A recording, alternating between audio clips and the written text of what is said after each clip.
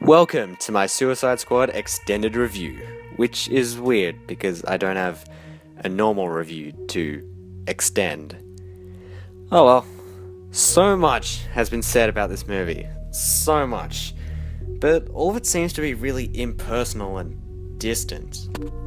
When Batman v Superman came out, all videos about the movie were full of passion because people loved those characters, but that's not the case with Suicide Squad because no one knew who they were before the film. I think I can add something that other people can't, because I've read the comics, watched all the Arrow episodes, and the animated movie. I know the characters inside out and followed this movie's news like its set photos and leaks all the way up until the release.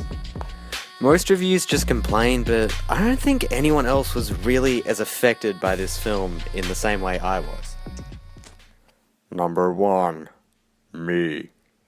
I first found out about the Suicide Squad through Arrow, and the Suicide Squad episodes were by far my favourite parts of the show. After season 2 of Arrow ended, I decided to check out the Suicide Squad comics. I became obsessed with this series. Then, halfway through 2015, the Comic-Con trailer for the movie dropped, and I was hyped! I had never been so excited for a movie in my life! The Force Awakens didn't matter, Batman v Superman didn't matter, and Civil War didn't matter. Suicide Squad was going to be the greatest movie ever made. The comics were also getting better and better. Because of the popularity, more attention was focused on it, and the series was at that healthy middle between popular enough to be taken seriously, but not popular enough that the tension of anyone could die at any moment was still there. Because after something gets too popular, people complain when their favourite character dies, and that can kill the series. Especially this one. When this movie was finally released, I saw it on the opening weekend, and I went through a process similar to the 5 stages of grief. First, denial. I said what everyone expected me to say after seeing it. Told myself it was a great film and everyone else was wrong. But then it started to sink in. Then anger. I was really angry whenever the topic of this was brought up. It was like bringing back memories of Vietnam or an ex-girlfriend. Bargaining was when I watched it again, thinking that it's impossible that this movie is as bad as people say. Then depression after my second viewing, realizing that this thing I spent so long leading up to was just a mediocre film in the end. Maybe this is how I will finally come to acceptance, by making a half-hour analytical review. I really have no life. Number 2. DC. Though the film was announced in 2009, David Ayer was only hired in 2014, the same year Arrow was picking up its steam and the same year the animated movie Assault on Arkham was released. Assault on Arkham follows the Suicide Squad in a mission to break the Riddler out of Arkham Asylum. If you haven't seen Assault on Arkham, check it out. It's everything this movie should have been and more. Except the jokes are still terrible in both. The Joker has a dirty bomb? That gives me the chills. Ice puns? Really? Because David Ayer was hired at this time, he was only given 6 weeks to write a script. Usually, a screenwriter that is hired by a studio will be given 12 weeks on average to write a full movie script before it's revised and refined by the studio and director. This means Ayer was given half the time he needed to make a good quality script. The reason for this was because Warner Brothers already set the release date for the movie before they started making it. They wanted to catch up to Marvel so badly that they planned their entire movie series until 2022 and would not change any dates. If you compare this to Warner Brothers Montreal, their gaming division, they cancelled their Suicide Squad game because what they made failed to impress executives. Cancelling a game 2 years in production would send millions of dollars down the drain, but they still did it anyway. It would be so easy to just release the game anyway, despite its flaws, and make the money just because it's superheroes. And that's what this movie did. Took the easy way out by releasing something rushed, unfinished, just to make money. And boy did they make money. The point when they should have realised that this movie wasn't going to be finished on time was when they did reshoots. Batman v Superman Dawn of Justice was such a colossal critical failure that they decided to make changes that should have been made to that movie to Suicide Squad. This movie had to work. People wanted more jokes?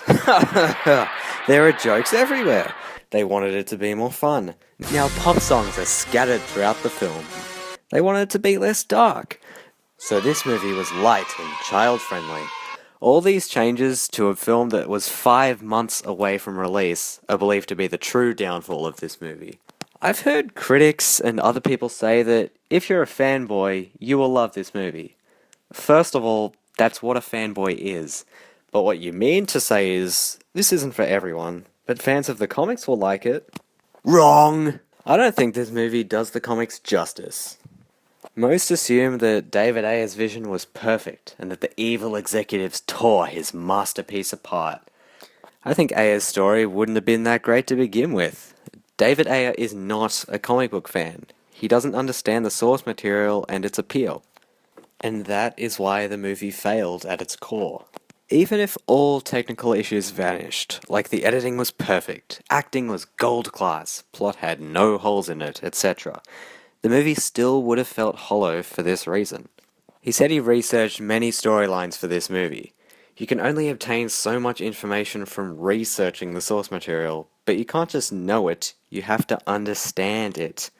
I don't think this film understands what makes Suicide Squad comics so good, and I'm going to explain why that's the case. Number 3. The characters. The most important thing when making a story of any kind is the characters. The more entertaining and engaging the characters are, the more we care about the story. The more we care about the story, the more we care about the themes. Everything is built from characters. And these characters aren't that great. Will Smith is played by Will Smith and is the main character of... Let me just fix this script. Deadshot is played by Will Smith and is the main character of the movie.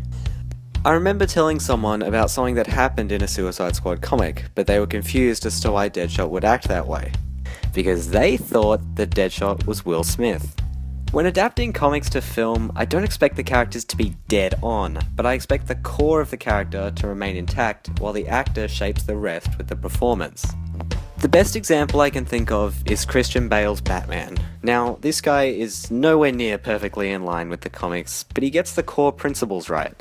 He refuses to kill because of his moral code, he pretends to be drunk at parties, and he has 3 identities: Bruce Wayne in the public eye, the real Bruce Wayne, and Batman. Same with his relationship with Alfred and Commissioner Gordon. It's all part of the core of the character, and the rest is filled out by Christian Bale playing the part. His performance adds its own flavour to it.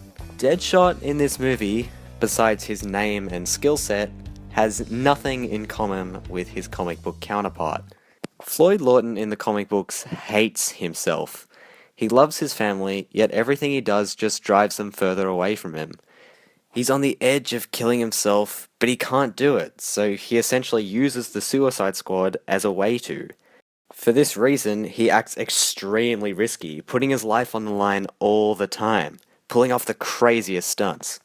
But eventually, in my favourite Suicide Squad comic, Most Wanted, Deadshot and Katana, Floyd learns that his death wish isn't going to help him or his family, and then he needs to live for the sake of his daughter having a father.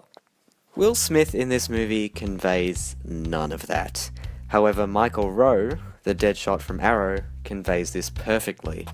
What do we learn about Will Smith? He has a daughter, and he likes guns. Don't get me wrong, Will Smith is a good actor. In fact, he carries the weight of this movie. But he's no Floyd Lawton, and should never have been casted in the role. Jai Courtney plays Captain Boomerang. Really well. He's not spot on like the comics, but he gets the whole douchebag with a heart of gold thing down. See, this is what I mean by getting the core principles of the character right. He doesn't do it exactly, but when he gets the core elements right, he's still portraying that character well.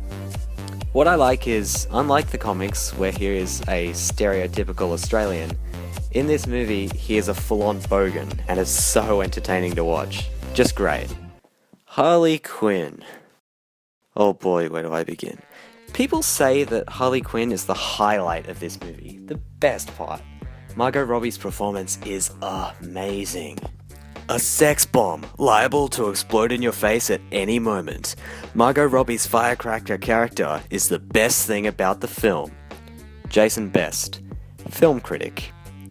Robbie is by far the top attraction in Suicide Squad, an otherwise tragically ill-conceived juggernaut from the people who make Batman and Superman.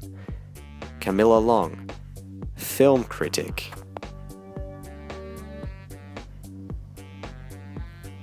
Margot Robbie's performance of Harley Quinn is the second biggest disappointment of this film. You can't say it's a good performance just because she's sexy. The acting is also the second worst in the film. The worst is Will Smith's daughter. Mama says I can't live with you because you kill people. Just awful. In case you thought I cherry-picked those reviews, those were the only reviews that I could find on Rotten Tomatoes that mentioned Margot Robbie. What does that say? Margot Robbie doesn't convince me she is Harley Quinn for a second. Maybe it's because I'm Australian, so I can tell when her accent is wrong or something. I don't know how literally no one else sees this. She can't say one sentence without her accent going all over the world. Every joke falls flat. Every single one. Huh? What was that? I should kill everyone in the state? Sorry. Harley Quinn, nice to meet ya. Love your perfume. What is that? The scent of death?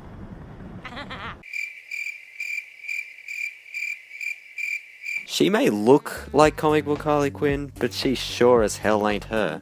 Harley Quinn is a very complicated character, and therefore her appeal is complicated too. Writing dialogue for her certainly isn't easy, but getting it this wrong just makes no sense. The movie tries to play Harley Quinn as it's funny cause also random, strong, independent, sexy gangster chick. Now, strong and sexy is good, the rest can go to hell though. Harley Quinn's appeal isn't what you think it is at first glance.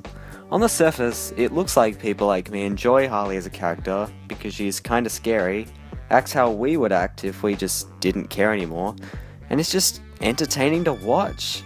But a psychopathic goth clown can only be so relatable. The depth to her character is what makes her special and is why I like Harley Quinn. Harley Quinn isn't your typical female action hero. She's not strong. Well, she can kill extremely efficiently, but as a character she leans on the Joker. Without him, she's nothing. In her first scene, where we are introduced to her for the first time, she tells Griggs, the prison guard, I say where I want, when I want, with who I want. I'm fine with characters like this. They leave a strong presence and are pretty interesting. But this isn't Harley Quinn. She's not a girl power person, she's a victim. If you want that kind of character, DC has plenty to choose from. Wonder Woman, Supergirl, Batgirl, even Katana, who is in this movie. Harley Quinn is different from these characters because she's insecure, has low self-esteem, she's flawed. She's stuck with the decision she's made and she can't go back. And as the Joker would say, madness is the emergency exit.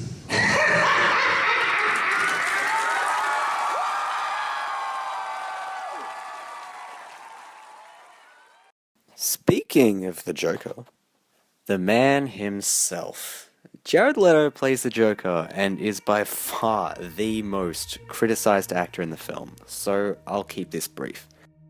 He was by far for me, and I'm sure for many others, the biggest disappointment of this movie. But I don't think that's his fault exactly. He's just barely in the movie, yet he's in all the trailers, on all the posters. We kind of felt lied to after this. Because he's in it so little though, I think they can still recover him. By recover, I mean, what we see here isn't very Joker-esque, and nothing he says or the way he says it feels like it belongs to the Joker. If you removed the tattoos, the white skin, the red lipstick, the green hair, I don't think you would be able to tell he's the Joker and not just some crazy gangster. And thinking back, all the weird stuff Leto did to prepare for the role wasn't very Joker either. sending the dead rats, bullets, condoms. None of it was anything the Joker would do. I guess the signs were there from the start. Joel Kinnaman's Rick Flag was originally going to be played by Tom Hardy, which, no offense Joel, but Tom would have been way better.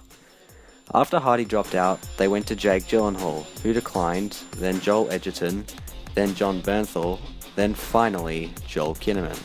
People have said he's just a generic soldier guy, but that's how he is in the comics too.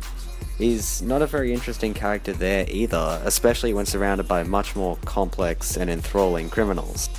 But despite that, I think he should have been the main character. It just fits. With Enchantress, his girlfriend as the villain, I don't know, everything would just work cleaner that way. He would be forced to work with all the villains, and if he's the main guy, his generic soldier stuff would wash away because so much attention would be on him. I hope.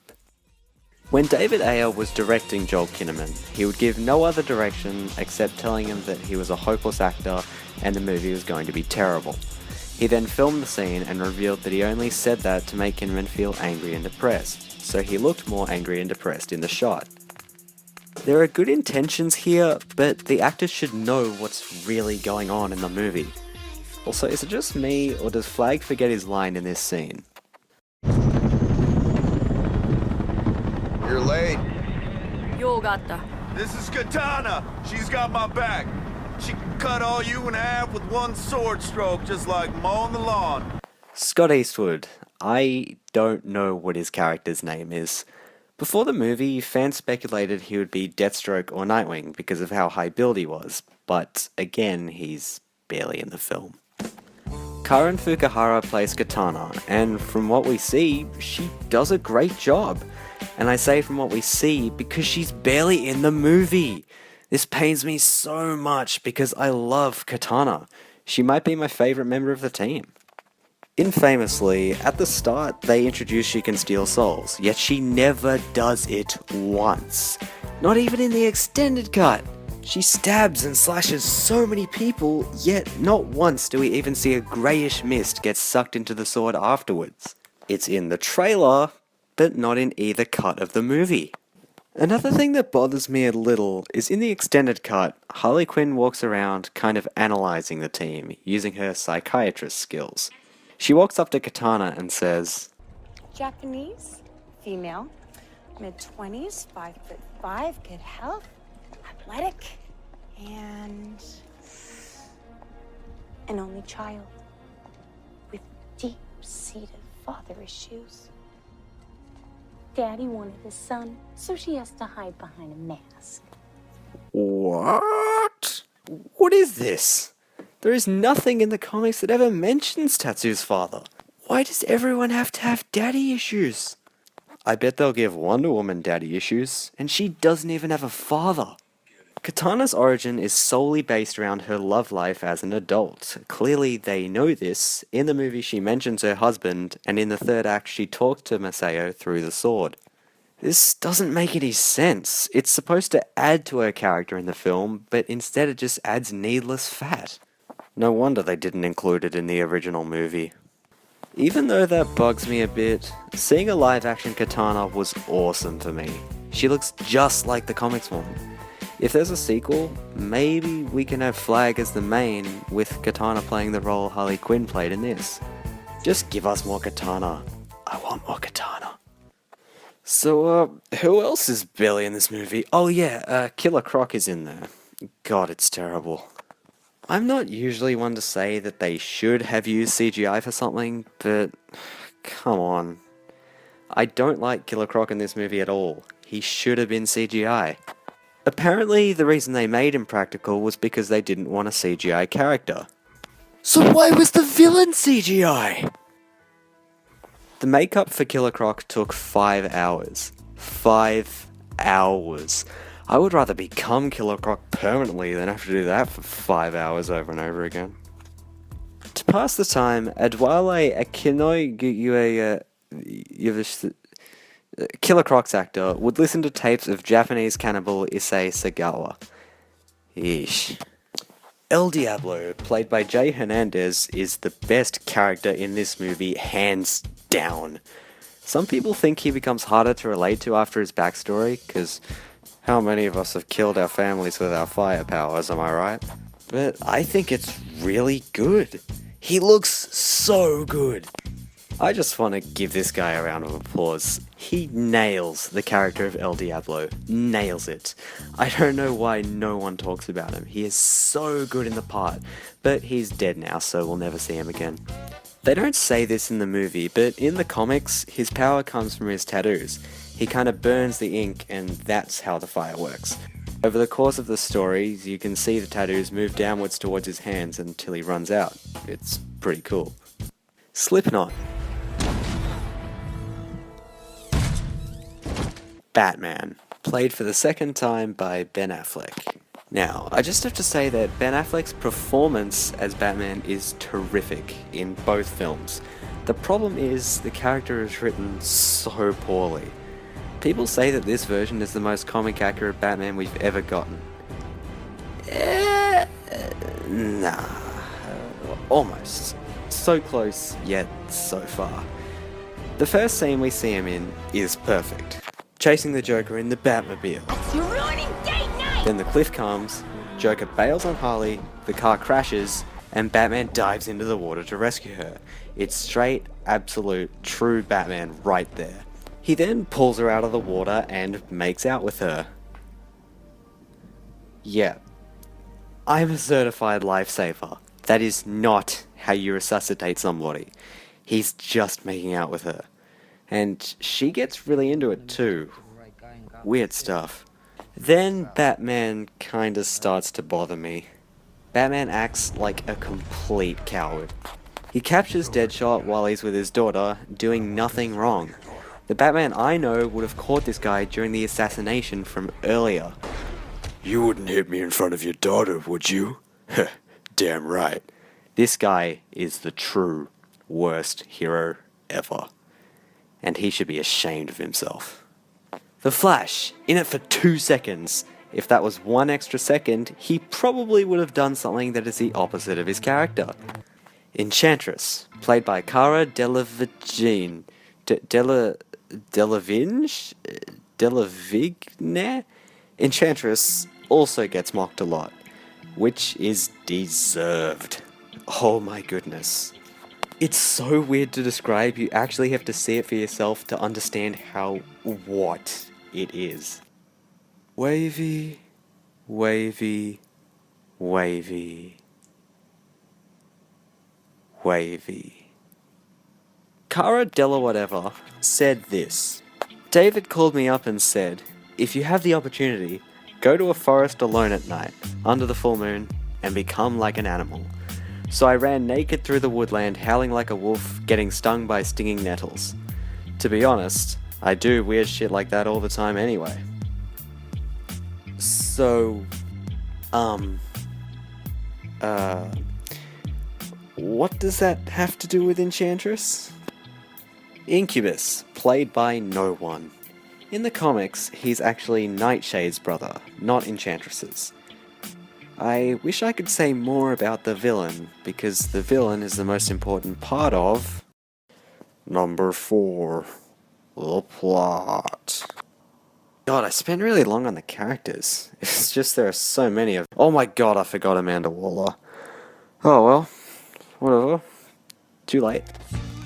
This movie has a very clear 3-act structure. The first act is inside Belle Reve Penitentiary and goes from the start of the film until they leave the prison, taking about 45 minutes total. This is ridiculous. The New 52 Suicide Squad run starts off in the middle of a mission. The new Suicide Squad run starts off in the middle of a mission, and Suicide Squad From the Ashes starts off in the middle of a mission. Trial by Fire starts with the villains committing crimes before going to Belle Reve. My point is, you need some kind of action at the start, and we can't spend 45 minutes of this movie in prison. Even Assault on Arkham starts with a Batman action scene, and the Suicide Squad is already on the plane only 12 minutes into the movie. Too much time wasted. Here's the thing, an ongoing problem through all DC movies so far is they keep breaking up the story. Man of Steel had 1 billion flashbacks, Batman v Superman had 1 billion dream sequences, and now Suicide Squad has 1 billion flashbacks again. If the Joker isn't the villain of the movie, we don't need to know Harley Quinn's origin. It's not important. Shoots people, eats people, possessed by a witch, and she's just crazy, is all we need. The history of the characters should be shown through how they act and the things they say throughout the movie. And then the heart-to-heart comes at the end in the bar. And you know what the worst part of this is? This first 45 minutes is the best part of the movie. So, in a scene in a restaurant, Waller tells the plot to us. Thanks. Human part. We got lucky with Superman who shared our values. The next Superman might not. You're playing with fire, Amanda. I'm fighting fire with fire. So, Superman is dead and Waller is assembling a team to fight the next Zod when Superman can't. But here's the problem. Nobody in this team is capable of fighting a Superman-like being. The power levels are completely unmatched. Katana's sword can cut a Kryptonian, but that's it. They're bulletproof, fireproof, baseball bat proof, crocodile proof, and boomerang proof. It's not a good sign when your premise has a plot hole in it. The movie already makes barely any sense.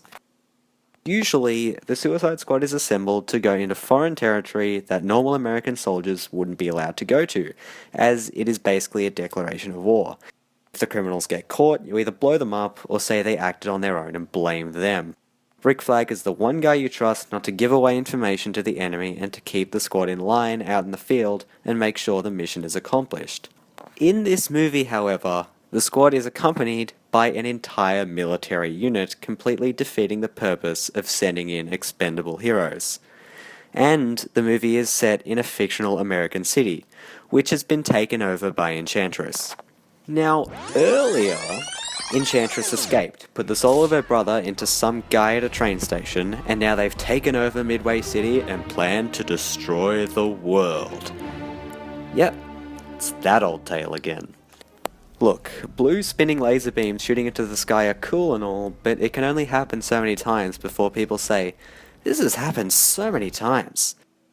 Besides, if the world is going to be destroyed, how are we supposed to have Justice League that comes out next year? If the audience knows that the stakes set can't happen, then there aren't any stakes. Then the Suicide Squad is sent out the door onto a plane and we get our butts over there. It's about damn time. Their mission is not to engage on the Enchantress, but just to evacuate a mystery person. I think one of the plot's biggest missteps is that this was not communicated clearly to the audience.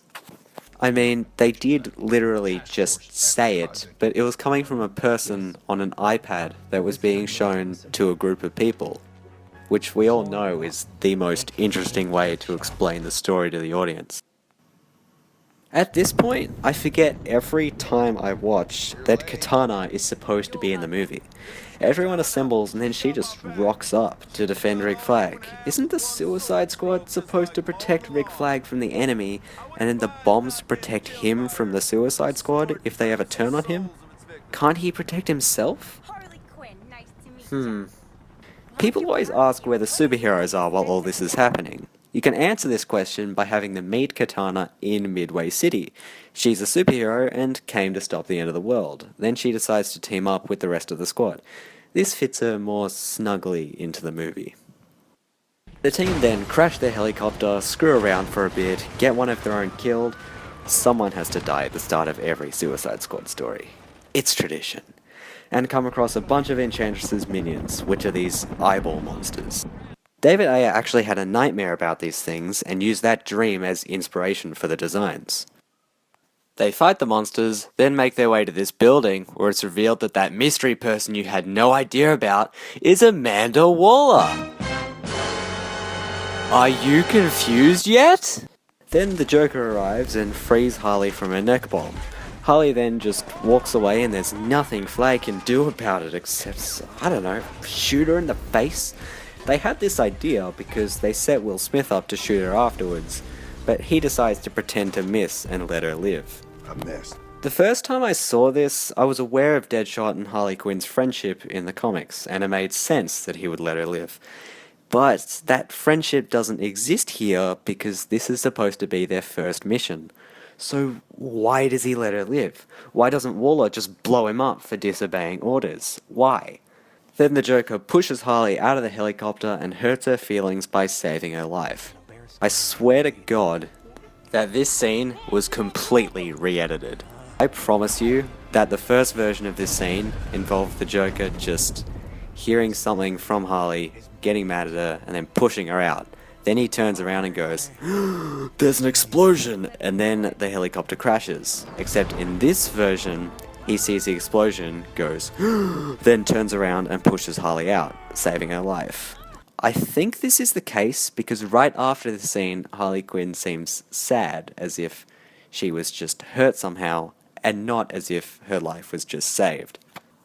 Also, the editing of that scene is just all over the place, and it hurts to watch. The team then meets back up with Harley Quinn. Then, if you weren't confused enough, Rick Flag reveals to the team the Enchantress is the villain, and they get mad at him for not telling the truth. Just like how the audience is mad that they were lied to by the studio. We thought Joker was the villain. So after this shocking information we already knew, that we assumed the characters knew is revealed, we get the best scene of the movie. The bar scene. It all stops. Everything slows right down. And we just sit in a bar and have a conversation. We get to know the characters. They get to know each other. No action, no set pieces, no eyeball monsters, no plot twists, just a conversation. It's all we needed.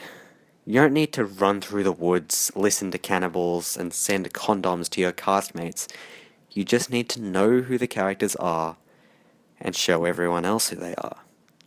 These people aren't evil. They're victims.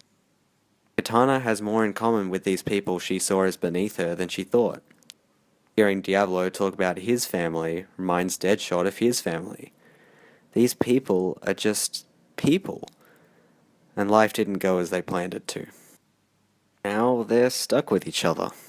They're not a family. They're not friends. They're a squad. A team. And the only way out of this mess is as a team. For a second, you think DC gets it. It's not what Superman can do. It's about who he is. It's not about how many bad guys Batman can kill in a room. It's about his pain and suffering. It's not about being all edgy and gangster. It's about being human. But where's all the action? I heard nobody ask.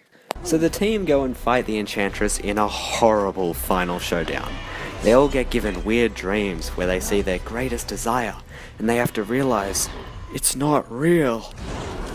Because that's never been done before in cinema. And Diablo finishes his job being the best guy in the movie by turning into a giant fire monster before they finally save the day with super slow-mo. Well, speaking of slow-mo... Number 5. The action. The action is mostly forgettable. The only action scene anyone ever talks about is the Deadshot scene, where he is on top of a car gunning down eyeball monsters. Now, while this scene is cool, compared to the Batman warehouse scene, the Civil War airport battle, all action scenes in Doctor Strange, and the Darth Vader hallway scene in Rogue One, this scene doesn't exactly make number 1 in 2016's best fight scenes. But it's better than most. It's fun to watch, and I won't fault it. Katana's sword fighting in that mini flashback of hers is really bad. You can't see anything that's happening because the camera always cuts when something happens. And once again, her sword steals no souls. Harley Quinn's action is also underwhelming to look at. I imagine that her fight scenes would be more like how she fights in Arkham Knight. Flipping over people, cartwheeling, and using prank toys as gadgets to tie people up and knock them out. Guess there's nowhere to hide weapons in that costume though. Instead, she just smacks people with her baseball bat. It's really not fun. Also, I wish she used the mallet. She pulls out the mallet, shows it to us, it's perfect, and then she just throws it away. I wanted to see her splatter a guy's brains with that thing. It would have been so much more fun. Captain Boomerang throws like 3 boomerangs in this whole movie. How? When he throws the camera one, shouldn't the footage on the camera be spinning around? Oh, what's the point? He should have bomb boomerangs, sticky boomerangs, regular ones that he throws more often, just more in general. Killer Croc. I don't even know. When El Diablo shoots fire out of his hands for the first time, it's treated like this amazing thing, even though we see that in movies all the time, and we saw it coming, because he uses fire earlier in the movie. Twice. The biggest problem with the action is no doubt how PG it is. This movie needed an MA or R rating. This movie is so bloodless, so goreless, so joyless. The combat should have been gritty, on the ground, rough, and hard-hitting. Why is the Superman movie so gritty, but the Suicide Squad movie so child-friendly? What government would let this happen? This should have been bloody, messy, and memorable, with the characters just barely scraping themselves out of the last fight, only to get dragged into the next one. They learn to work as a team to survive, and so on and so forth. Here, let's just break it down a bit. So when they are hit by the first swarm on the ground, it's mostly okay.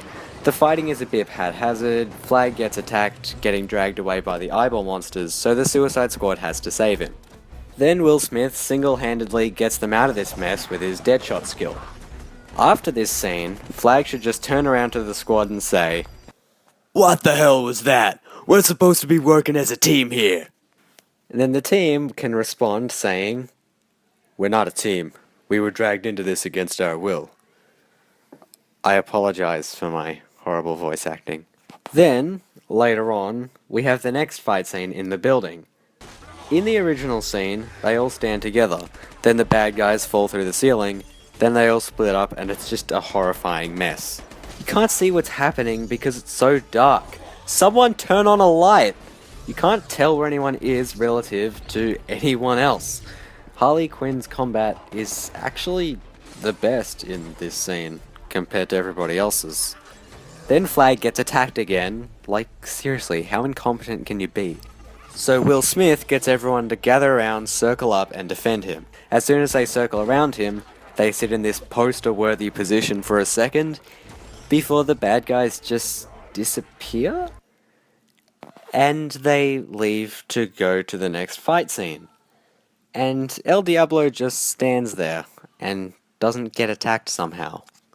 Let's try that again. They shouldn't prepare for the attack should come out of nowhere by surprise, and Flag can go, "No, damn it, not again!" Fire his gun in the air and say, "You listen to me now, everyone circle up." They get into a circle and start working as a team. It's not perfect, but they're more organized this time round. They fend off the enemy horde. They don't work together necessarily, but they don't get in each other's way. Also, if they're in a circle position, you don't have to worry about where everyone is, because they're in a simple circle shape. Then, in the final showdown, they can be even more in sync. That way, this fight scene has a point, instead of just to fill space in the runtime. I'm not saying this is a good fight scene, but I think it's better than what we got. I'm just using what the movie is giving me. If it were up to me, I would completely overhaul this story from the first scene. But for this, I'm basically going to try to fix up what I can without changing anything too dramatically. Another issue that's related to the action, I find, is the lack of death. Why do the trained soldiers die quicker than the expendable criminals? Only 2 Suicide Squad members die, and you're bound to forget that one of them happened. Before writing, here's what you do. Decide your team. Get roughly 4 or 5 who will survive, and the same amount that will die. Waller kills one with the bombs, then you can kill off the rest in the most creative ways possible. Why didn't Killer Croc die? Are you saving him for a future movie? Harley and Joker are the only ones who will turn up again in this universe, so the rest really don't matter. You can even kill off Deadshot. When the only deaths are at the start, when we don't care about the characters, and at the end, when we're done caring about the characters, There is zero weight or tension in the story, so why should we care? Suicide Squad comics are so great because of that tension that you don't know who will die or when. The characters' lives are unpredictable, and you have a sense that they are in real danger. This is what puts me on the edge of my seat. This is what keeps me invested. This is what keeps me coming back. This is what makes Suicide Squad intense. This is what makes the movie fun. Number 6. The themes. Now, it looks like the themes are supposed to be about control and love, worshipping machines, and family, I guess. Floyd has a daughter, Diablo had a family, Katana has daddy issues apparently, and Enchantress has a brother. That's as much as I can think of there, unless we include family not based on blood relations but through love and marriage. Katana's husband is trapped inside the Soul Taker. Did you know the sword was called the Soul Taker? It doesn't take any souls, so I don't blame you. Rick Flag's girlfriend is possessed by an evil demon witch, and Harley Quinn has an abusive relationship with the Joker. I'm really glad they kept this aspect of her character, because, after all, Harley Quinn's entire personality, motivations, and growth stem from her abusive relationship with the Joker. It works poetically with all other themes of the film, such as control, how the Joker is so controlling of her, just like Amanda Waller, yet she can't see it. It shows us how our enemies and friends may not be so different from each other, which ties nicely to the whole bad guys coming together to do something good thing. It also ties into the real world, because this movie came out at a time when there were the elections, which was splitting people right down the middle. Maybe by blurring the line between good and evil in this film, we can show there's no such thing as either. And everyone just has their own way of doing stuff. Oh, what's that? They got that wrong too? This is just a given. It's the most basic thing, and you couldn't even do it. This isn't just being blind to the source material. This is deliberately throwing it away in favor of your own genius master work. You didn't have the balls to show that the Joker is a monster. You didn't have the nerve to have Harley be presented as anything other than perfect. You took the easy way out. You made her into a princess, a hollow shell of what the character should be. And the Joker, her prince. Aww. I hope lots of little girls bought your movie tickets. I hope it was worth it. This is all you Batman and Superman fans' fault. You told DC you wanted more fun, so they turned my movie into a joke. I would rather they just keep it dark than this garbage love story. Notice how this whole time I've been saying that it should be darker, grittier, and more fun? You can have both. I hate this whole dark versus fun thing.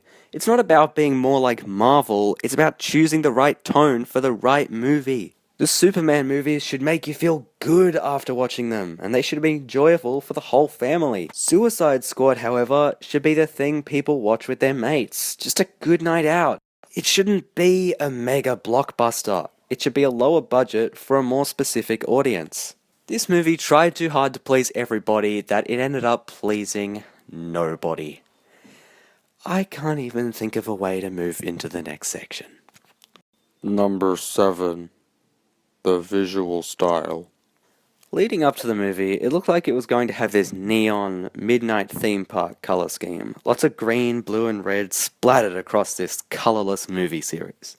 I know I sound like I'm contradicting myself, but by dark and gritty, I don't mean literally dark. Mad Max Fury Road is a gritty film, with some seriously violent moments, but it's colorful and visually breathtaking. As soon as Suicide Squad begins, it looks like it's going to have this neon tinge on the camera, until it is abandoned seconds later for the browns and greys of Belle Reve. This is fine while they're in prison, but the second they touch ground in Midway City, the colours should be more prominent. The light coming from an ad or a sign on a building should be reflecting off surfaces, making everything colourful. You can even just colour grade the shots in post. Batman v Superman did this with the goal of suppressing the colours, but here it's like they decided not to touch up the frames at all, leading to a pretty ugly looking movie. Another thing about the visual style is the character designs. Most of the designs are for this gangster aesthetic, which is fine in this movie, but once these characters are taken outside this movie into other ones, they'll look out of place. The character designs I like are El Diablo, Katana, Captain Boomerang, Deadshot, and Killer Croc without a hoodie. Character designs I don't like are Harley Quinn, Enchantress, Killer Croc with a hoodie, and the Joker. I'll address that in a little bit. Killer Croc should be big, CGI, and animal-like, so not wearing human clothes, especially when the human clothes are awful. Just some pants are fine. A thing I've noticed is this movie has very attractive female actresses, but the makeup department makes them all look much worse, especially with Enchantress. She looks like she's never slept before, or had a shower before. She has, like, flies buzzing around her. She should take a bath. Which she does, to be fair, but clearly it didn't work.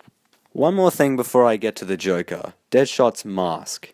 Now, because Will Smith looks and acts nothing like comic book Deadshot, I could at least pretend that it's him when he's wearing the mask, except he only wears the mask twice in the movie, for a total time of probably about 30 seconds. Why can't you wear the mask? What's wrong? Are you too good for your own costume? And whenever he does pull it out, he kind of just pulls it out of nowhere, because in shots of his full body earlier, he clearly doesn't have it on him. So, where does he keep it? He probably just pulls it right out of his ass, and then puts it on his face. Okay, let's address the elephant in the room. The Joker. The photo of the Joker was the first thing released leading up to this movie, on the 75th anniversary of the character. Before the trailers and posters, there was a still image of the Joker laughing, hands on head, covered in tattoos. People lost their minds over this. And you know what? They're kind of right. I don't think it worked. He looks more like a high-ranking Joker henchman than the man himself. I can imagine this guy bending over on his hands and knees, and then the Joker using him as a stool. Apparently, every tattoo has a story, but I guess we'll never see those stories, so why does it matter? I wish they blackened his eyes more, got rid of the tattoos, and, put on a shirt. I do like the teeth, though. Think about it. Batman is always punching him in the face, probably chipping and knocking out his teeth, so it makes sense to have fillings and all that. Although they probably only did it because they thought it looked hip. Harley has tats as well, yet nobody seems to care at all. That love heart on her face bothers me. Just get rid of it. Get it away. She also pulls out the original costume and throws that away too. Come back! I feel like this whole scene is just a, oh, you like that, don't you, nerds, kind of thing. Oh, look, it's the original costume. You like that, don't you, nerds? Yeah, it's pretty cool. Oh, look, it's the mallet from the comics, and it looks just like the one from the comics. You like that, don't you, nerds? Yeah, that's pretty cool too. Oh, look, we reenacted the front cover of the comic Mad Love. You like that? You like that too, don't you, nerds? Yeah, it's pretty good. Like, seriously, that's enough to trick some people. The weapons designs are very good. I love the boomerangs and Deadshot and Harley's guns quite a bit. I can imagine a proper version of Harley Quinn using one of those. And of course, the best thing about the visual style is that Enchantress transformation with the hand. You know the one I'm talking about. It's pretty good. Number 8. The audio style. So, Guardians of the Galaxy was good, right? And so was Deadpool. Do you know what made them good? It wasn't the comedy, or the characters, or how they branched out from the superhero genre. It was the music. So, Suicide Squad, of course, had the great idea of throwing in as many songs as possible, whether they fit the scene or not. Deadpool had 31 songs, if you include ones that played for half a second when his head was slammed against the radio, as well as other songs that played for only a short time. Guardians of the Galaxy had 12 songs that played in either half-length or full-length throughout the movie. Suicide Squad has 27 songs that all play at full or half-length. I like quite a few of the songs, but these are songs that I liked before the movie, like Bohemian Rhapsody, Seven Nation Army, and Spirit in the Sky, which is from Guardians of the Galaxy, by the way. So here we are. A thief, 2 thugs, an assassin, and a maniac. 殺すか? Whoa, easy, cowgirl. Ain't that kind of a mission. Have a seat. She seems nice. I don't like most of the songs though, especially the ones they wrote for the film, such as Heathens and Purple Lamborghini. I hate Heathens. Oh, my friends are heathens. Shut up! Also, I just cringe whenever I hear that, you know, that one line. You wanna know my gang, Suicide Squad? Pistol on my... I swear Jared Leto's in the Purple Lamborghini music video more than he's in the actual movie. How about an actual score? How about you have a theme song, something you play multiple times in the movie, and then in the end credits, something people can hum as they leave the theater? Just an idea. I think you should do it. Number 9. The editing. I don't think I've seen, or ever will see again, editing that actually annoys me during a movie. The worst scene, in my opinion, is the Harley Quinn elevator scene. It's a cheap joke, and it comes out of nowhere. Just get that scene, cut it out of the movie, and make it a trailer. It reveals nothing. It's funny to a degree, and would get people interested. It also doesn't show the entire movie, which is what the actual trailers did. As good as those trailers were, if you've seen them, you've seen everything. I reckon you could cut together a film out of all trailers and promotional footage. Probably a better film, if I'm honest. The reason the editing is so god-awful is because they hired a trailer company to edit the actual film. The Bohemian Rhapsody trailer was so well received, the studio decided to get the trailer guys to make a cut of the movie, get David Ayer to make a cut, and then splice them together into a Frankenstein monster. Oh! That explains everything. What was the point of all this research? The answer was right there.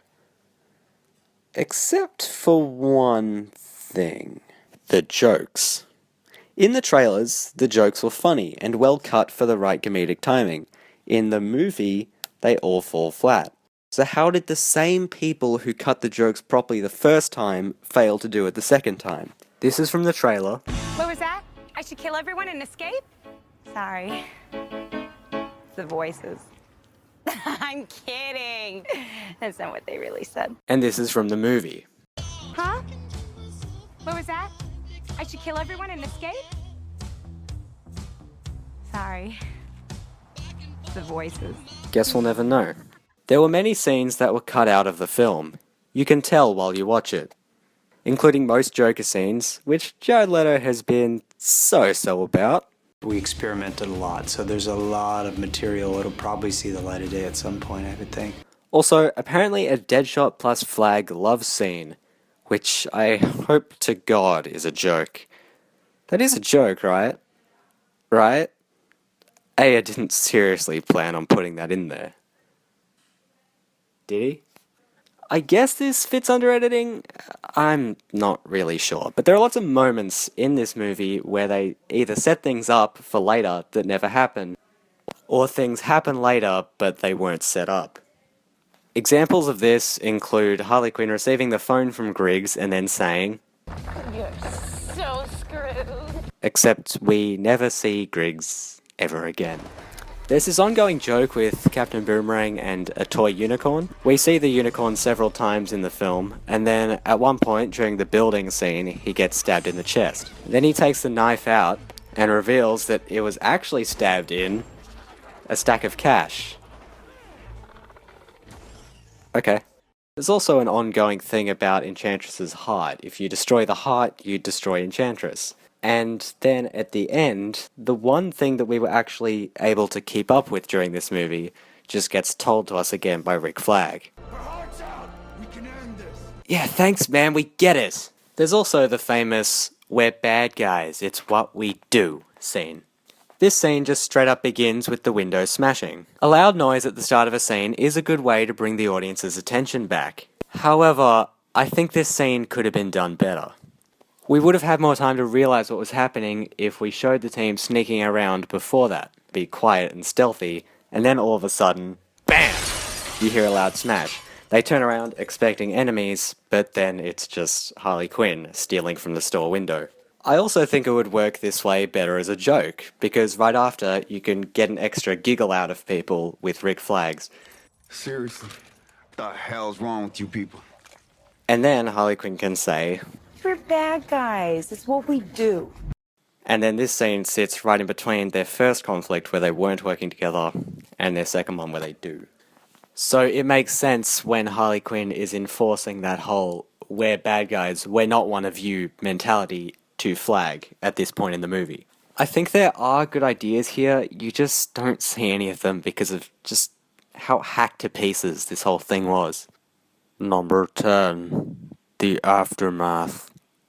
You're probably wondering why I'm calling this the aftermath, like it was some kind of nuclear disaster. It has damaged a few things. Get it? Damaged? Like on the Joker's forehead. The comics lately have been getting way worse. This whole time I've been treating the comics like they're this perfect thing. They aren't. I just really like them. There are some weak parts, and there are some really good parts. Same with any series that runs since the 1980s. But this new Rebirth run by Rob Williams has to be the worst comic I think I've ever read. Like, I thought All-Star Batman and Robin was really bad and would be the worst thing that I'd ever read. But at least that was entertaining. Never did I think that a comic would actually anger me. Movies have angered me. Comics haven't. This comic is a mess, and people actually like it. And I wrote a letter to DC on various comic book rating sites, but they're not gonna get it. Just makes me feel so stupid, like an idiot. I've promised everyone that this movie was just a mistake, and the comics are great. This whole review I've been saying that. I thought I would always defend this series, but I can't anymore. And the series keeps rubbing salt in the wound by hiring my favourite artist to illustrate the comic, while this joke of a writer drags the thing into the ground. DC, if you're listening, let me write the comic. Or someone who's talented. You've shown with Rebirth that your comics can be truly special if the right people are in control and are given the freedom to make their own story. Get Rob Williams out of there, he's a terrible writer. Maybe Joshua Williamson? He wrote the Justice League vs. Suicide Squad crossover. He clearly knows what he's doing, because that comic was great. Maybe bring John Ostrander back. He wrote the War Crimes issue, which was also great. The potential is there. Don't waste it on this incompetent. Outside the comic department, fans of this movie have infamously set up a petition to ban Rotten Tomatoes. Whoa, hold your horses, guys. You realize the people who made this movie own Rotten Tomatoes? Why would they trash their own movie? Also, I'm noticing that I don't think many people know how the site works. The percentage you see is not the average score given by critics, it's the amount of critics that gave a score over 5 out of 10, or a fresh score. These critics don't work for Rotten Tomatoes. The site takes critical responses from sources all over the internet and compiles them into one place. The real average score is underneath the percentage and sits at a 4.7 out of 10. Which is actually higher than I would give it. This percentage shows you that 25% of critics actually like this movie. 1 in every 4 critics thinks Suicide Squad is good. And 62% of regular audience members thought it was good as well. That's more than I would expect, actually. One thing about critics. Some critics seem to have this mentality for a bad superhero movie that, oh, fans will love it, but us normal people will be disappointed. I think comic book movie fans are the most critical fan base of all of them. Trust me, we hate this movie more than you do. I just don't understand it. If I saw, say, Power Rangers and I didn't like it, there is no way I would turn around and say, oh, Power Rangers fans will like it, but everyone else won't. That doesn't make any sense. Why would a Power Rangers fan enjoy a bad Power Rangers movie? Another thing this movie did in its aftermath was force Arrow to kill off all its Suicide Squad characters so we can no longer have Suicide Squad episodes. Thanks, movie. There is nowhere I can get good content of this now. It's all been destroyed. And uh-oh, the DCEU is in even more trouble. But is it? They made over $700 million from this garbage movie. I think they'll be fine. Number 11. Me again. Look, I've been kicking the daylights out of this movie, but it's not unbearably bad, or worse than the new comics. They just screwed up, and that sucks. I wanted this to be great. It would have meant the world to me, but it just wasn't. Unlike Batman and Superman fans, those guys will be around forever. Your problems will be fixed with one swift Justice League movie, or at worst, a reboot. But they might not ever make a Suicide Squad movie ever again. Maybe they'll reboot in 30 years and I'll be a qualified director. And I'll make the greatest movie ever made.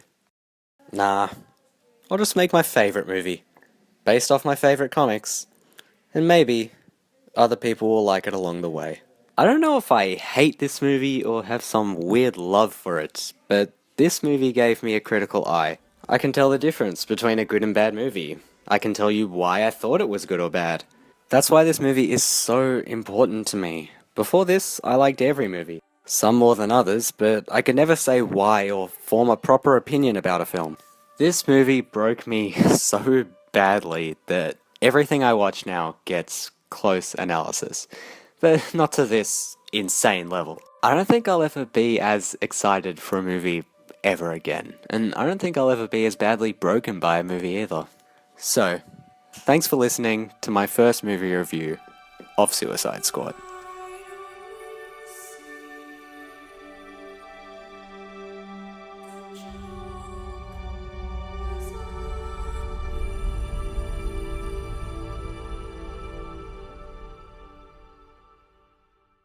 Thanks for listening.